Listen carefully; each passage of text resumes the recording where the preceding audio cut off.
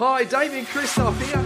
And Marcus Pearce here. After you listen to this Wellness Couch podcast, make sure you strap on your early bird wellness cape and head over to thewellnesssummit.com and book your early bird tickets. Tickets are going like hotcakes, and why wouldn't they be? Because 2 days of Powerhouse Wellness featuring the Up for a Chat girls, the new couch rock star Carl Brock, the natural nutritionist Steph Lowe, our beautiful special guest Nat Kringoudis, quirky Joe Witten, Marcus Pearce, MP, our brother, the wellness guys, and more should not be missed. Get ready for some serious wellness, inspiration, education, extrapolation, information, fermentation, and so much more. Head to thewellnesssummit.com and book your tickets now.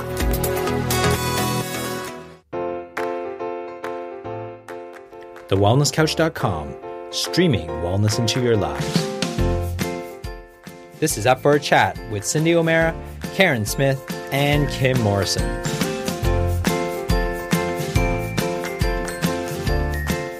Here we are, up for a chat about the hottest topics that are important to you, inspiring you to awaken the change within. I'm Karen Smith. I'm Kim Morrison. And I'm Cindy O'Meara. And today we've got a very special guest on the show. Now, I'm actually really intrigued because when Kim and Cindy told me about today's guest, I thought, okay, so this is a name I've heard, but I don't know this woman, so I'm going to jump on and Google her frantically. So I jumped onto Google, I jumped onto her website, and I jumped onto Facebook and sent her friend request like a stalker. And then I started looking at her website and everything that she's doing, and I'm thinking, oh, this is going to be a fabulous interview because it's right at the perfect time for me, but also I hear you've got an amazing story. So I'm so excited and to welcome you to Up for a Chat. Nicole Sanderson, thank you for joining us today. Thank you for having me. It's lovely to be here. So we're super excited to hear your story and your background and who you are. And, you know, Kim and Cindy know you really well, but you and me, this is our first meeting. So it is. Yeah, so what don't I know? What do I need to know? Can I start? I was going to say, see for a really long time, and she thinks I'm still Sanderson, but I'm actually not. I'm Nicole Hannan these days. Aha. Oh, well, and her husband's Chief. And her husband is Chief. I only know her as Nicole Sanderson and Chief because that's what it started like, and that's how it's just keeping on continuing. So Nicole, if I can just quickly say how I know Nicole, and it's through Howard, because Howard worked with Nicole and Natalie Cook as they went around the world making their way through the Olympics with beach volleyball. Uh-huh. That's how I know Nicole. And we haven't known each other well until just recently. Can I just say how hot she looks in a bikini and bra and knickers and seriously is just the number one hot chickie babe. And then when I got to see her husband, let me just say, if there is such a thing as hotter, well, he was there. He is divine. And then they have an extraordinary little 6-year-old girl called Charlie who is just the epitome of cuteness. So, you know, it's just, you know, it runs in the family. They're good looking, they're hot, they're sporty, they're beautiful, and they've got an incredible story. Oh, how exciting. I can't wait. You were very good for my ego. So, Nicole. All right, Nicole, tell us, how did you get into beach volleyball? How did you get with Nat? How did you end up on the Gold Coast? Oh, my gosh. Those are lots of questions that all have different answers. So I'll start with how I ended up on the Gold Coast. I had a really nomadic upbringing, actually. I grew up a lot in the South Pacific Islands. My dad was in forestry. And so we sort of grew up from when I was about 5 years old in Borneo, Solomon Islands, New Guinea, Fiji. And when I was about 10, I ended up coming back here to the Gold Coast and went to school and did the normal thing. And then when I was in, I must have been about 14, I went over to Perth to go to boarding school. And when I was over there, the PE teacher at the school was actually the Australian champion for volleyball, beach volleyball. And so she was the PE teacher, and funny story about volleyball actually is I was very sporty all my life. I loved every sport. And I tried volleyball because she was this amazing teacher, and everyone loved the volleyball because she was so great. And it was actually the only sport I ever tried that I was really, really bad at. And Kim, you can probably comment on this. That didn't go down very well.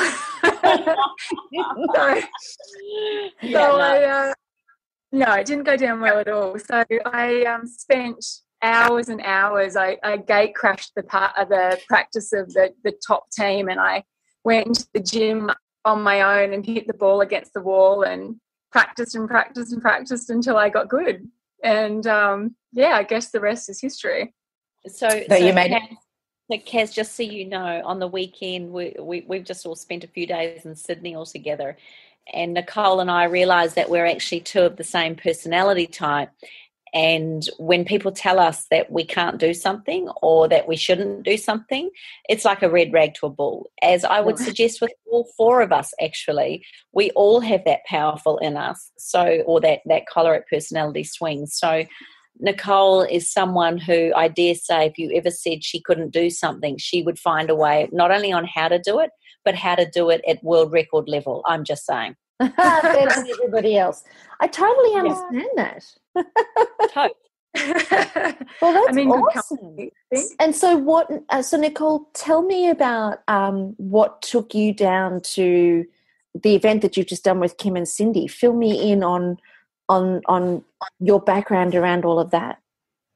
Oh, okay. Well, now I'm actually a naturopath. I finished my volleyball career. I played volleyball for many years, and finally my body kind of packed it in. The joints said no more.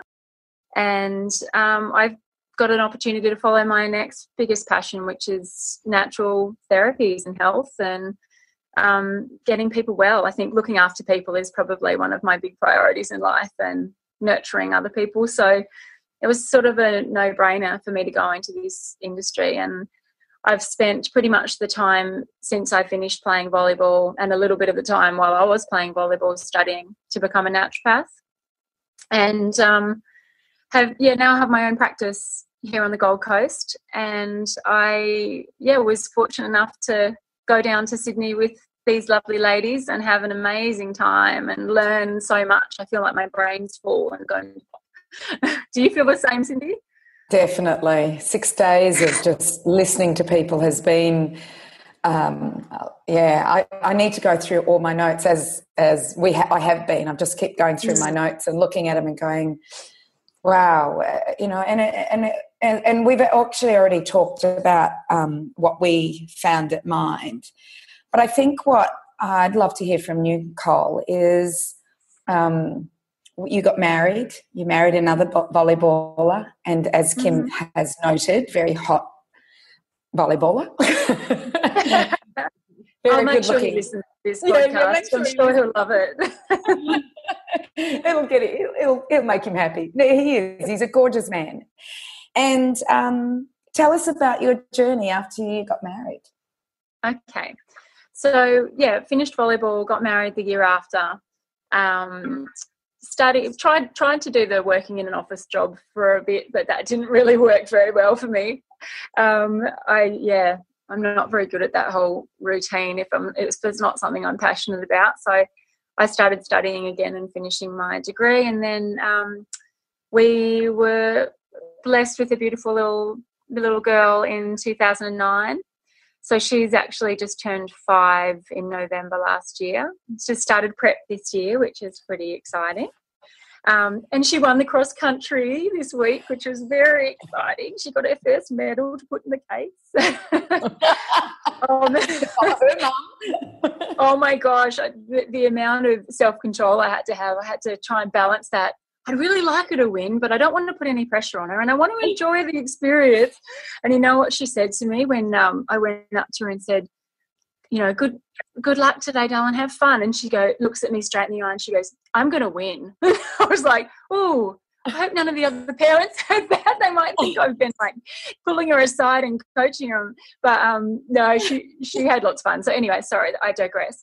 But yeah, she was, I guess what you're probably getting at, Cindy, is that when Charlie was born, we had a really rough start. Basically, she was never settled from the minute she was born. She was completely distressed. She just threw up everything that went into her, and I think new babies are meant to sleep about 21 hours in the day, and she probably slept about 3 or 4 hours of broken sleep, which was not fun for anyone.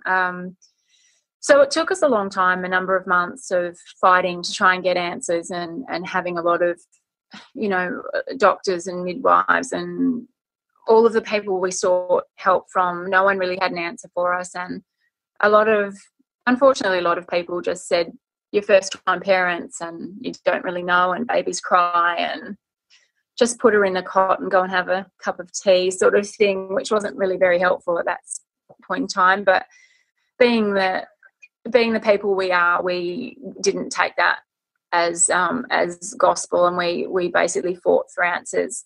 And when she was 7 months old, we ended up having to get an endoscopy. She went under a general anaesthetic at 7 months, which was extremely scary, terrifying, but necessary because we needed to find out what was wrong with her. And in the end, the diagnosis was that she had a rare gastrointestinal disorder, an autoimmune disease called an eosinophilic gastrointestinal disorder. And the one she was diagnosed with was eosinophilic esophagitis. And basically, her body was fighting its own battle against everything that came into it. So she was reacting to the breast milk, which now has its own diagnostic criteria it's a food protein intolerance disease that's called FPIES. It's not known by FPIES. So she had that, and she also had this other disorder, and basically it meant that she had been reacting really badly to the breast milk, to anything I ate, to things in the environment, to things she inhaled, to things that were put on her skin. So she was very, very sick.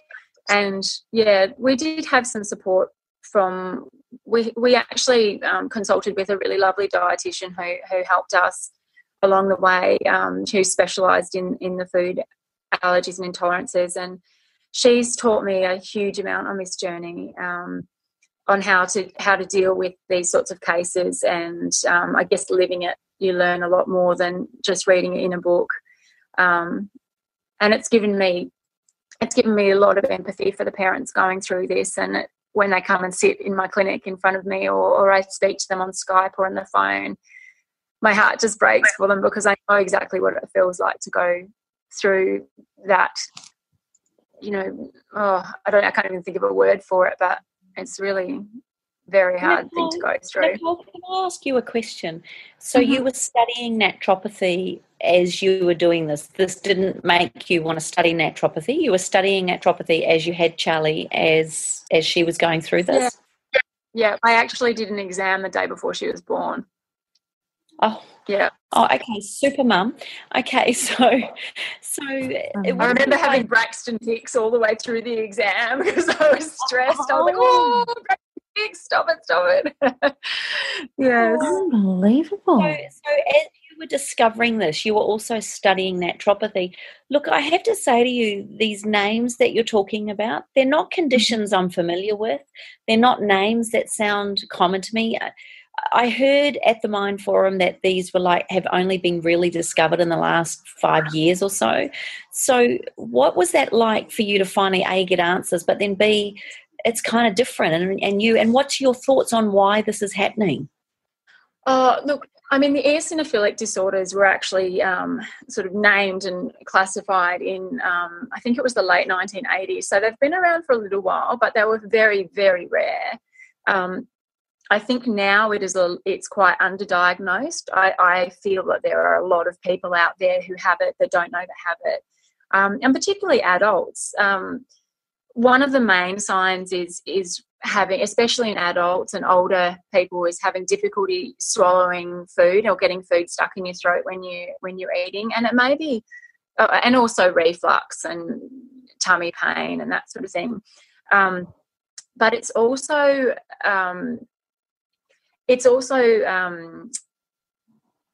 it's not just about sorry, I'm losing my train of thought. Is it not just about the esophagus? Because you know what, I just had this aha. My sister had CRESTS, which is the acronym for 5 autoimmune diseases, including calcinosis, Raynaud's phenomena, esophagitis, scleroderma, and telangiectasia. So I'm wondering if the esophagitis was EOE, so eosinophilia. Could it have been? Possibly. Yeah. Oh, sorry. You just reminded me of what I was trying to say. I got myself all distracted. But yeah, basically, you could have it as an adult. You could have it and not know you had it unless you had a scope, because the only way to be diagnosed is through biopsies through an endoscopy. You can have all the symptoms, but unless you have that endoscopy, and the problem with that is that sometimes it's really dependent on where they take the biopsy from. So I was reading when I wrote an article about this for the Australian Journal of Herbal Medicine, and when I was doing my research about the diagnostic criteria, I found that if you take the biopsy even, say, 1 inch away, you could either get a diagnosis of severe eosinophilic esophagitis or no eosinophilic esophagitis, and it really could be just the matter of a 1 inch difference in where the biopsy was taken from. So there's probably a lot of people that go through this, have those symptoms, and they may have the endoscopy and still not get diagnosed. And since I've known about this, I actually know 2 adults who I already knew before we went through all this. 2 adults who have been diagnosed with it, and one of them, it was only to eggs. She's just all her life, anytime she eats eggs, her throat, she feels like she can't swallow it, her throat closes up, and that was her trigger. And then another person I know, they couldn't work out whether it was a food or an environmental allergen that was causing it. But yeah, so I think there are a lot of people out there who have it and just haven't been diagnosed. Wow. It's amazing so how... I answered your question. Sorry. Go, Karen. No, I was just thinking it's amazing how vulnerable our children are, and also our adults are, and it's just one thing after another, after another, after another, after another. It's almost as if, you can run but you can't hide, and no one really escapes. One thing after another. And just as you're saying there with the eggs, Nicole, there are a couple of different foods that when I used to eat meat, that I would eat certain meat products, and I used to get, my tongue used to swell up, and I'd get this itch through the back of my throat that was unbearable, and then I'd really be gasping for air to try and get air in. And I just, now that you've said that, I thought, wow, I wonder if that was the same thing. Maybe you would know, but I'm on a 100% plant-based diet now. But it's just interesting. I reckon that there's probably a lot of people who live with a lot of what you're talking about, as you say, but they don't actually get the diagnosis and just live with it. Don't really know that there are other options available for them. That's exactly right. There's a lot. I think that it's becoming more and more prevalent in babies and infants and toddlers, and a lot of these people are just battling through being told, oh, they've just got a bit of colic, they've got a bit of reflux, but there's a point where it gets really quite severe and they need more help. They need to push for more answers. And the thought of putting these little ones through the pain. I mean, when Charlie had her first scope, she'd already been on elemental formula only for about 4.5 or 5 months. And you could still see the damage in her esophagus from that 10 weeks of breastfeeding. My goodness. Which is, I mean, gosh, as a naturopath, as a mum, aware of the benefits of breastfeeding, it was absolutely heartbreaking for me to not be able to breastfeed her. But knowing now what I know and seeing the damage that caused because of her condition, it was, I guess there's certain times where it is appropriate, and I think that you definitely need to have the right diagnosis before you go making that decision, because I would hate to think that, people would give up breastfeeding if there was another option, but for us, unfortunately, there was no other option. And it just goes to show that you've got to keep on the search. You can't just take one person's advice. You really have to, as a mum, be able to trust your own intuition. And as a first-time mum, I guess there would be a lot of self-doubt there, a lot of anxiety, a lot of unsurety, and a lot of questioning of yourself. And am I thinking the right way? And the doctors are telling me this, but I know that there's something different. Is there some, what am I missing? You would have gone through all of that, no doubt. Oh, yeah. I mean, I knew something was wrong, and that mother's instinct is always right. Like any mum out there that's listening, you need to listen to your instinct because it is right, regardless of what they say. And I remember it about 8 weeks after 8 weeks of us having probably 1 or 2 hours of broken sleep a night, and Charlie just being so sick, and basically it's a bit gory, but it was just mucus coming out of her. It was just vomit coming out one end and mucus coming out the other, and she was just losing weight. And at this point in time, I was on a strict elimination diet. I'd taken out, I think I was basically living on rice and pears and golden syrup or something. It was like the least food chemical diet you could have, and which was really hard. And I sort of broke down, and I remember walking around the house with her in a sling, with her screaming, and me crying, and the dog licking my feet, whimpering and licking my feet, and I just had that moment of realization. I've been crying for about 12 hours solid, and she's been screaming for about 12 hours solid. And I called my best friend and said, I think I just said hi, and she knew straight away from my voice. She's like, I'm coming over, and she's there in 20 minutes. And I just handed the baby, and I just walked into my room and just slept for a while. And then I came back out and said, we need to go to the hospital. I can't do this anymore. And we went to the hospital, and they told, and before, this was when I was still breastfeeding her, they poked and prodded me and put a nasogastric tube in Charlie, and told me that I didn't have enough breast milk and I'd been starving her for 8 weeks, and it was my fault, basically, is what they told me, which was just, I cannot even express how devastating that was for me. Part of me had that moment, the instinct knew that wasn't right, but to hear that from health professionals was just, I just can't even think of the right word.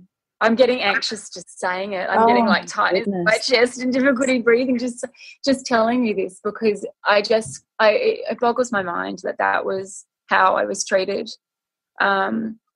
And so they fed her the formula that they said, it's, you've just been starving her. And of course, a week later, we're at home, and she was so much worse because they'd given her this formula, and thickener, because they said she needed thickener because she had reflux, which in my opinion, reflux is always a reaction to something. It's not, unless there was a physical structural issue with the sphincter in the esophagus. And that's very rare. It's always something to do with the baby not tolerating something. So the answer to reflux is not just to put a thickener in the formula. It's to find out what they're reacting to and take it away. And anyway, so I went back to the paediatrician. I called him actually, and I said, look, it's been a week. We've been doing everything you said. She's worse than she was before. And you know what he said to me? I still can't believe he said this. He said to me, well, maybe you've just got one of those babies. Wow. Maybe you've just got one of those babies. And that was his solution to me. He didn't even offer me any other. He didn't offer to send us to a gastro. He didn't. Yeah, it was terrible. And so that's when I got that help from the wonderful dietitian that we worked with.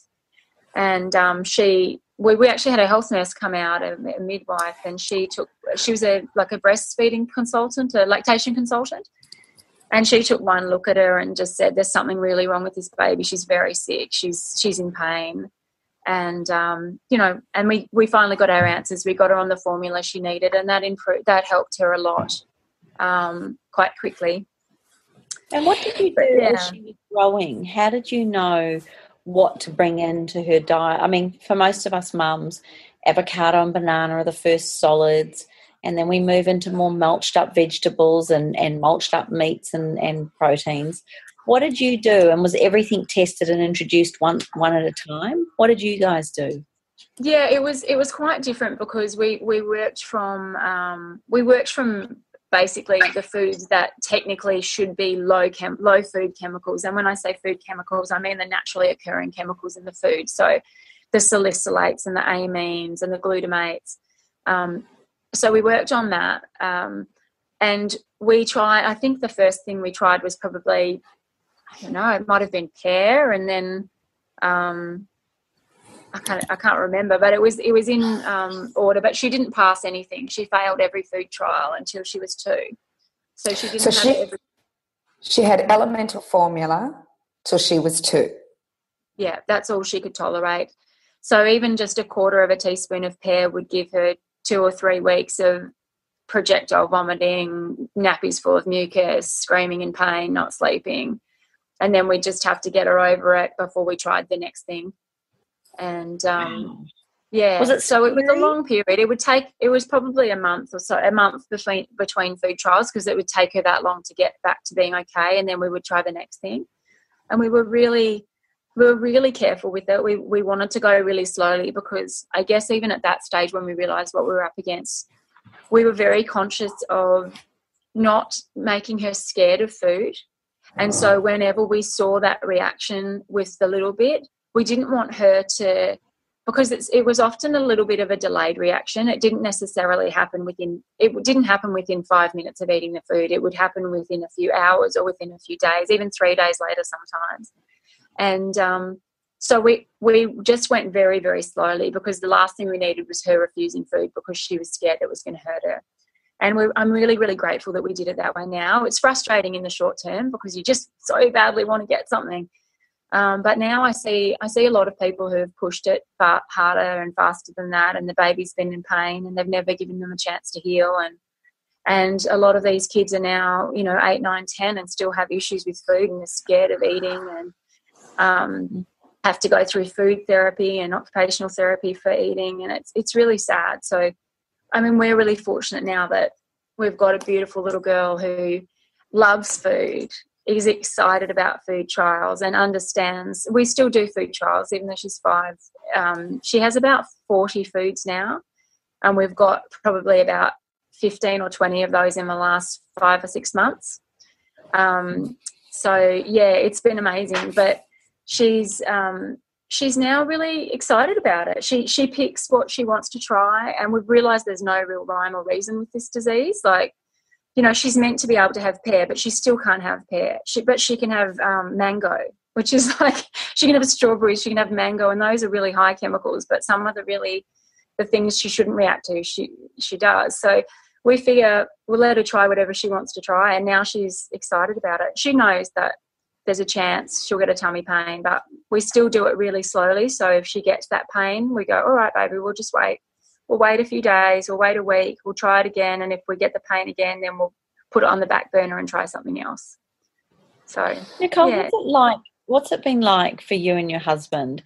What's it been like with the knowledge you've got? Like, a lot of mums of any children don't have the qualifications that someone like you has. What's it done to your relationship, and do you see this as a blessing given what's now coming into your clinic? The relationship question first. This has made me realise I married the right guy, because I don't think he could get through it if you weren't with the right person. It was really tough.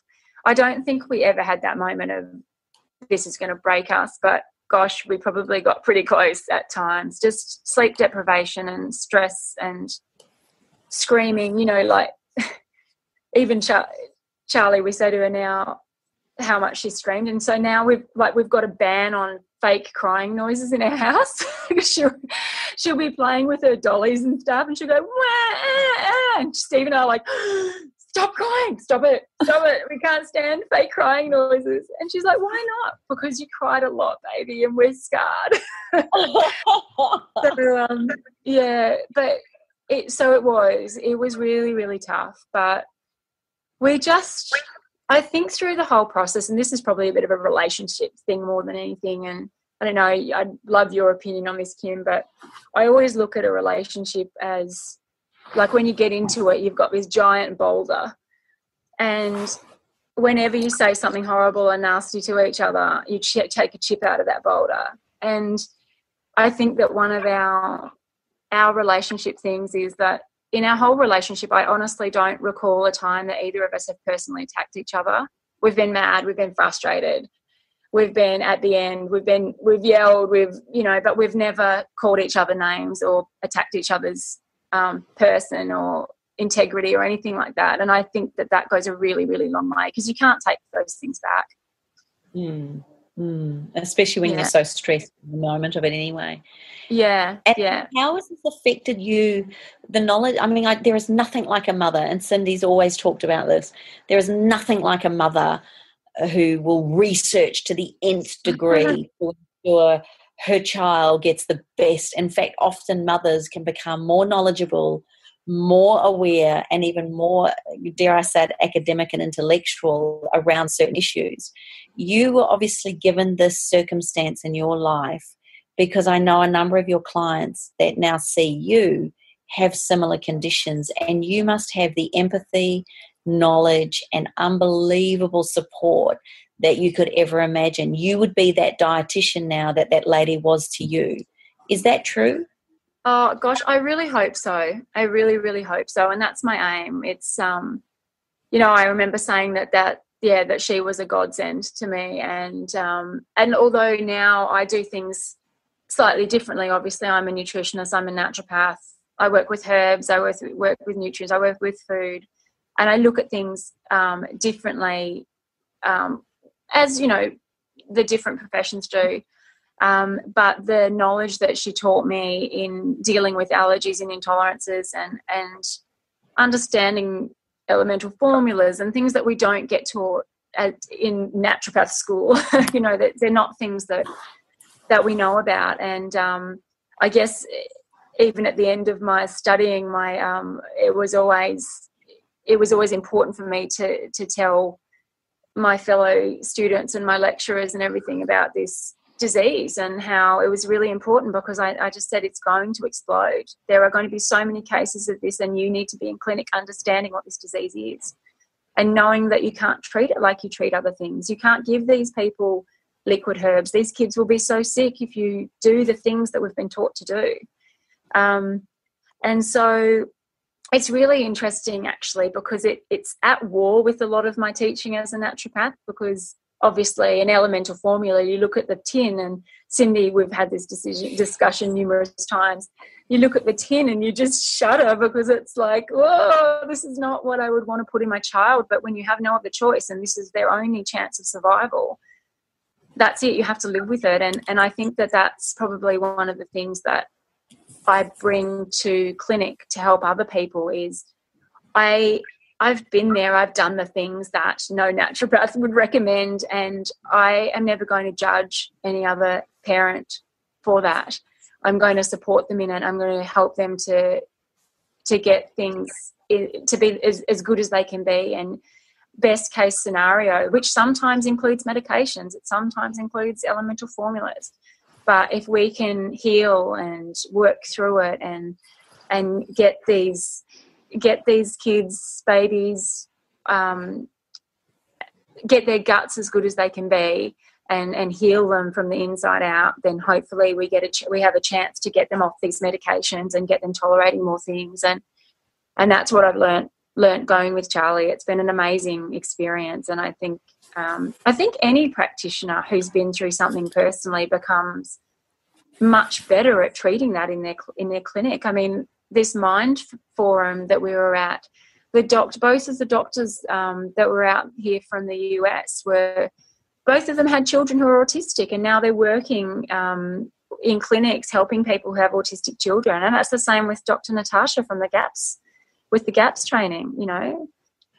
Like you said, Kim, as a parent, you go to the nth degree to find out what you can do to help your child, and that knowledge as a practitioner is incredible. Do we have any idea in terms of what the cause of these issues are with our kids? The eosinophilic disorders. Look, they don't know. Basically, it's one of those things where they don't really know where it comes from, why. They do know that there is a genetic link. So you do have as a parent of a child with an eosinophilic disorder, you have a 1 in 10 chance of having another child who has an eosinophilic disorder. Right, and okay. It does families. So often you'll see, actually what's happening a lot now is that the children are being diagnosed and then the parents are saying, oh, I've always had trouble swallowing food, and then they're having the scope and then they're being diagnosed. But it's like it seems to get worse every generation. And so I think we probably are going to see more and more adults diagnosed with it. Can we look at what is happening in the adult world? Because I feel, Nicole, you're the go-to naturopath. You know this. I would send every mother to you that presented with a problem like that. But I know you're also dealing with a lot of adults. So what are you seeing at the moment is huge in the adult health as far as issues and problems are going? Do you mean specific to allergy things and gut things, or do you just mean in general? In general, what are you seeing at the moment that seems to be continuously in your practice? Well, I tend to see more women than men, not because I have, not because I don't want to see men in practice, but I think that men often don't come to the naturopath as much as women do. So I guess most of the things I see, like the very common things I'm seeing at the moment, are adrenal issues. So whether it be very high stressed people or very tired people with adrenal fatigue, gut issues are rampant, and pretty much everyone that comes with any kind of issue, it generally comes back to their gut. And the other thing I'm seeing quite a lot of is thyroid problems, autoimmune thyroid diseases, and they're often really strongly linked with the adrenal issues. So it's a bit of everything. Oh, and hormonal issues, but they all sort of tie in together. So it's a bit of a mixed bag. Yeah, it's the whole endocrine system, isn't it? It's they all link in together and they all work together. And that's what I hear when I'm doing a speaking engagement. People come up and they'll go, "Oh, I have Hashimoto's or I have Graves," but not many people are really looking at the adrenals, are they? They're just kind of looking at the thyroid or looking at the ovaries or looking somewhere like that. But I seem to see you looking more at the adrenals because we are a stressed group of women. Oh, we have so much. We are. We're so stressed. I think the practitioners are the worst ones. We need to start healing ourselves. But they say that you attract what you've got going on. So that's a bit of an issue that I'm getting all those people. But yeah, I think it is. I mean, the stress that we put on ourselves, it used to be that the big things were stressful. If there was you had to move house, or if there was a loss of the job, or if someone passed away, or those were the things that were meant to send your adrenals off the chart. And that's, an appropriate response. But we're finding now, because our lives are so busy, we're having these not abnormal, but the stress response we're having are inappropriate for the stresses that we're encountering in our daily lives. So we're having these off the Richter charts stress responses to everyday stimulus. And there's only so long you can sustain that. It's so true that you say that. It was just the last couple of weeks, there's been a whole world of things going on. And I actually had a conversation with my mum just 2 days ago, and I said to her, I don't know what's wrong with me. I said, it's almost like the things that would never be a problem before and now all of a sudden a problem. And I just wonder, particularly for adults and adult women, with everything that that women tend to take on traditionally, in the home, and if they've got their own businesses, I just wonder if that accumulation of stress has just reached its tipping point for many people. And people like yourself, Nicole, have kind of really seen the result of that, where there's just what do you do? Where do you go? Like, what's the, because it's not like you can really remove the stresses, really. I mean, it's a challenge, isn't it? Yeah, I think it's about balance, and it's I think all four of us are probably quite guilty of not balancing as much as we should. But it's about finding those little times in the day to be able to, for me, it's about getting up and going for a walk in the morning. And even when I'm tired, it's just moving. That gets your thyroid working better. It moves your metabolism. It makes your brain work better.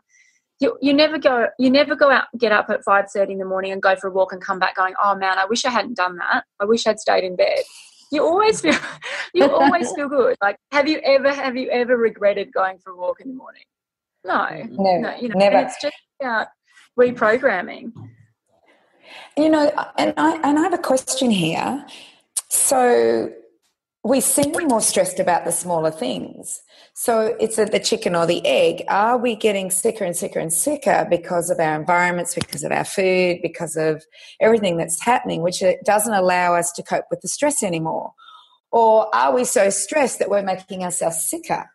So it's kind of, I look at both sides of the story, because if you're not feeling good and you're healthy and your gut's not working right and you're not making serotonin, you're not making dopamine, and you're not doing the right thing, then you are not going to cope. And we learned that that if the gut's not working right and the microbiome's not working right and it's not making the serotonin and the dopamine, then we become unhappy, demotivated, uninterested in life, and just want to sleep our way through. Yeah, that's exactly right. And like you said, that there's this thing that the HPA axis, it's the hypothalamus, the pituitary, and the adrenals, and they all work off each other. They feed off each other. So when one goes out of whack, the rest go out of whack, and that's why you see a bit of stress, then you see thyroid not quite working right, makes you more tired, makes it harder to handle the stress. Then you see the hormones going out of whack, and then so let's say your estrogen drops down. Then you start having anxiety, you start having sleep issues, then that makes it more stressful. And it's just this big vicious cycle that feeds off each other. So yeah, it is. If you're someone who has these conditions, if you're someone who is feeling run down, maybe you've got some of these symptoms you're talking about, headaches, lethargic, maybe not exercising as much as you should, maybe even aches and pains. As a naturopath, what would be because this seems to be a common thing with a lot of people. Some people will turn around to them and say, oh, you're just going through menopause. Oh, that's just what happens when you have a baby. Oh, that's just because you've got a business and you're stressed. Is there anything to worry about but is there something we can do to prevent perhaps more chronic issues starting to occur? What would be your recommendation to someone that comes into your clinic like that, which I would say 90% of our listeners would have most of those conditions at some point? No, I'm thinking exactly the same thing, Kim. That's a top question. I think that probably the main thing is diet. It's food. It's what you're putting in your body and feeding yourself. If you're constantly giving yourself inflammatory foods that are making your blood sugar spike, then you're not going to be able to regulate that energy, which is then going to have that carry-on effect. So the easiest thing you can do is choose what you put in your mouth. And I know it sounds a bit simplistic, but it really is the main thing. So what if you are eating well, and what if you are doing what you can? Can we as adults have problems with our food even if we're eating really healthy? Or are there other things that combine or contribute to that sense of adrenal fatigue? Or why I'm asking this is, for one, sometimes I feel like this. Number two, I know Kaz and I have had many conversations about how many times we've felt exhausted through what we're doing. Yeah. But more importantly, it seems we're not unusual. There's a lot of people that feel tired. So you're saying food, but some of us are real foodies. Yeah, I know. And look, that's just one part of the puzzle. Seen my jelly dish lately? I have been having the most epic jelly fails, Kim. I am so I've messaged Jordan about 10 times oh, my jelly didn't set. What have I done wrong? And then it's just not the same. I can't make it like the girls made it. I'm so sad. I've gone through like half a tub of gelatin. Anyway, that's probably nothing to do with what we're talking about. But so anyway, a couple of really, really simple things that I think everyone can do. First of all, go to bed earlier. Switch off your mobile phone, switch off your laptop, don't look at your iPad, don't read your Kindle that's got bright backlit light.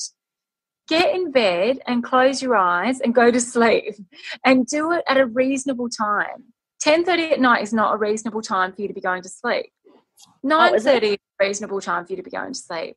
And now I don't know the exact science behind this, but I've heard it a number of times that it's something about 11 o'clock. If you're not asleep before 11 o'clock, it can wreak havoc on your body clock. Circadian rhythm. Yeah. And so I think that's a not negotiable. You have to be in bed and asleep well before 11 o'clock. And I think what happens is people get to this point, and this is a recurring thing with a lot of my clients. They say that they have trouble sleeping. And when I ask them what's going on, they say, I'm busy. I get tired in the afternoon, so tired. I get home and I feel like I'm going to fall asleep on the couch. But then I watch TV and I do the dishes and I make the kids' lunches, and then I'm awake and it's 9 o'clock and I'm wide awake. And it happens all the time. And I say, well, you need to go, and then you need to stop at 8 o'clock and you need to sit down and read a book or a magazine, or if you need to look at your computer, give yourself a 30-minute window that you can do it, and then you have to cut yourself off.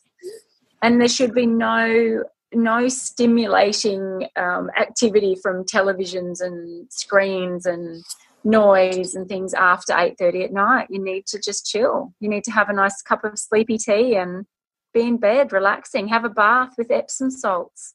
Use some 28 oils. Well, or get a husband like yours. I'd want to go to bed if it was my husband was looking like that. I'm just saying. Except he's out in the back room doing his assignment for uni because he's doing PA, so I don't even get to see him. No, well, at least you can go out there and touch him. That's something like that. I might add. What Nicole, about? I want to. Oh, sorry. No, you go for it. No, Kimmy, you go. You first. Well, I just wanted to check in with you around, from a naturopathic point of view, one of the things that has come up over the years that I've known Cindy has been there's doctors and orthodox, and there's our beautiful way of, I guess, treating is the word, where we would use medications. This seems to be the way that it's going. I'm not saying every doctor's like that. Then we have naturopaths who we saw as holistic and alternative and all of that.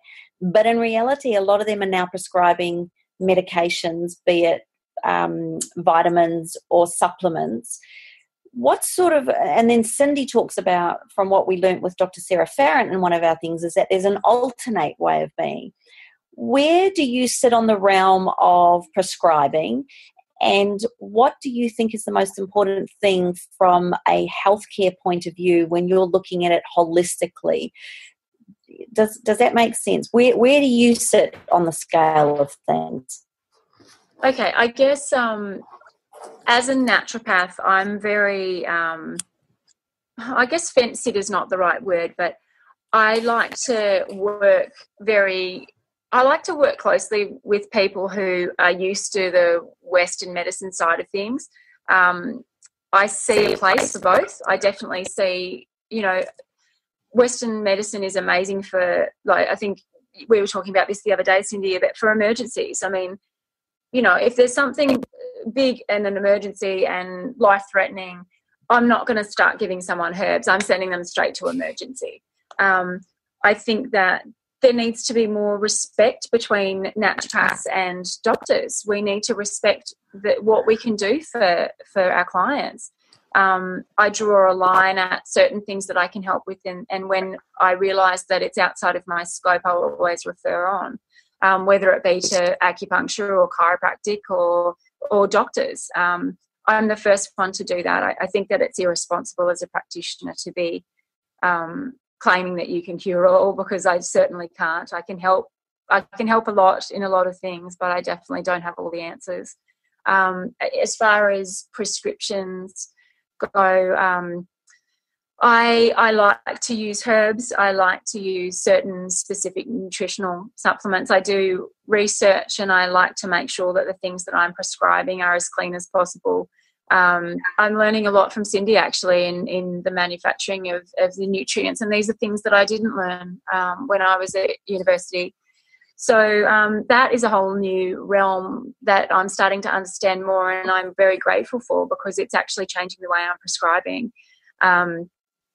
I always try to use food and lifestyle first wherever I can. Some people have amazing results just with that. Maybe a couple of little herbs here and there, that sort of thing. But there are certain cases where they're really complicated and people are really unwell. And in that case, look, it may be a bit more of a complicated prescription, herbal prescription.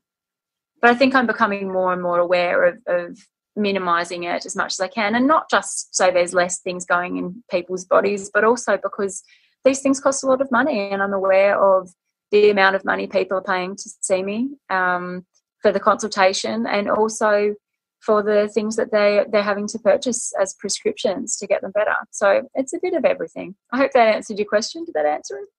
I thought it answered it beautifully, because as we learn, we do better. And I know with you, Nicole, I've been learning also, because I've always been, because of supplements and how they're made, I've always been a little against them. Well, a lot against them, because I know the synthetics and the binders and the capsules, how they're made. But I know that there are reasons why we need to give these nutrients sometimes. But in the end, we go back, we start with food, but if it's not good enough, then this is what we have to do. So I think it's like a grading, Kim. I think it's like we have to grade. Oh, it sounds like we've lost our Cindy there for a quick sec, hey? Yeah.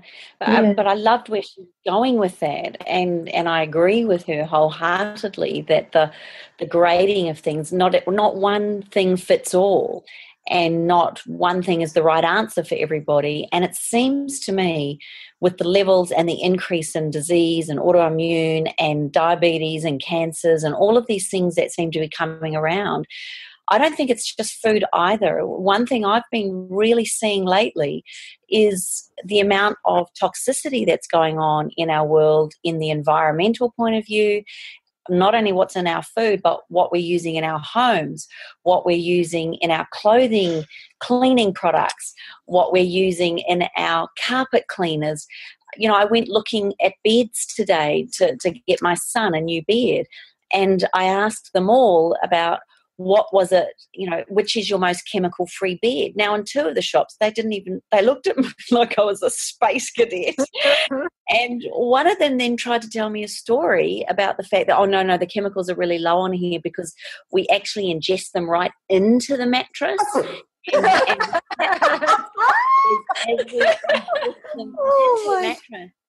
actually creates coating, and therefore you don't ingest them so much. And I looked at it and I was just like, wow, that's insane. And there's off gases, like Nicole talks about. There's off gases. Yeah. And like, oh, Kimmy, I have to send you to my bed place. I know. Look, I got a little bit concerned. And then the funniest thing was, you'll laugh at this. They said, well, who's it for? And I said, oh, my 15-year-old son. And he went, okay, well, look, this bed's really good. And when there's two people lying on it, and I looked at him with my raised eyebrows like, yeah, that's not happening. And then I went, no, how about we try 5 teenage boys all rough and tumbling on a bed like this? Will this handle that? And he just oh, yeah, that's right. It's like, come on, Pete's, give me what I need here.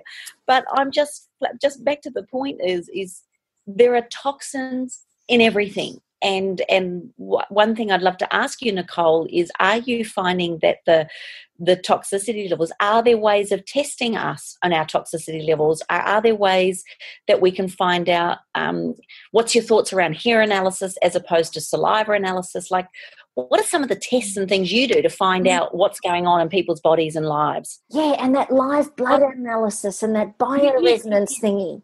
Yeah.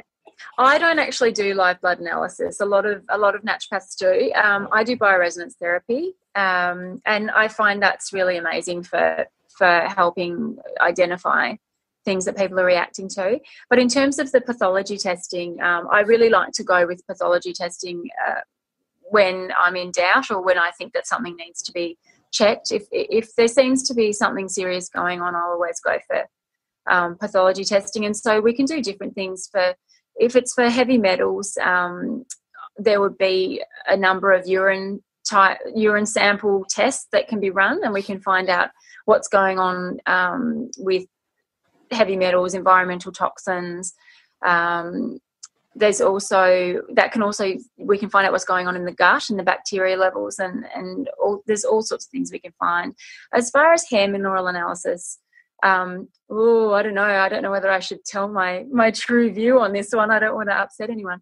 I've never actually sent anyone for a hair mineral analysis, and the reason this is just my personal reason. The hair is one of the places where things get detoxed out of your body, and I think that by taking a 3-month snip of the last 3 months and looking at your hair analysis, if it's high in toxins or heavy metals, it makes me wonder if it's high because your body's doing a really good of getting rid of it, or is because you could also get none, and it doesn't mean there's none inside you. It just means it's not coming out in your hair. So that's one of the reasons I don't really use it. But like I said, there's urine analysis tests that are that can be quite accurate based on the scientific data. Okay, so I'm going to actually put this and challenge you on this. Sorry, Cindy, darling. It's okay. Because Cindy, you and I had a big conversation down in Sydney around pathology tests, and that is that you can test someone at a certain time of day or within a certain inch of a certain place to get a biopsy result, or you can create also, and you can have different pathology results in the UK that you can in, say, Australia. And what I'm learning is that the pathology tests and results they're good, and I imagine they're quite accurate and they give you a good reading. But let me ask you this: your intuition as a therapist, your interpretation, your beliefs, and your values around what is good health, does that not play a big part from a naturopathic point of view as to what you believe and what you're looking at and getting a holistic look at this? Absolutely. It plays a huge role in it, and I take a very thorough case study. I wouldn't just see someone and then send them off for 10 tests. I would basically, I look at them and take their case apart, and if I see something that is a concern for me, unless it's really clear cut and I'm pretty sure that's pretty much exactly what's going on here, I will always check. And Kim, you're distracting me. So yeah, I think that the pathology testing is really just a backup, and like any testing, I mean, X-rays, MRIs, all of these things, they've all got their flaws. They're not going to always pick up anything. But some things like the adrenals, for example, you can have two people exhibiting very similar symptoms with adrenals, and you might get one that's got huge, really high levels of cortisol and the other one that's got really low levels of cortisol, because they can look quite similar. And so the treatment for those two conditions are very different. They're the opposite ends of the spectrum. So I would want to make sure that I'm doing the right thing. So when people come in with that fatigue, if there's any with the adrenal issues, I would always check. Because you could make someone worse if you give them the high adrenal thing for the low adrenals. Does that make sense? Yeah. I think what I love about you is if I was sick and I had to come to you, I would actually feel better just looking at you. I mean, I was just saying, when someone's as gorgeous as you, I would just find that being in your presence would make me feel better. Let me ask you this. If you know how you said before at the very beginning, there's definitely a place for emergency medicine, and there's definitely a place for beautiful alternate care and integration. Mm-hmm. When I know from an emergency point of view, yes, if my son fell off a bike and knocked his head, I would be going to emergency.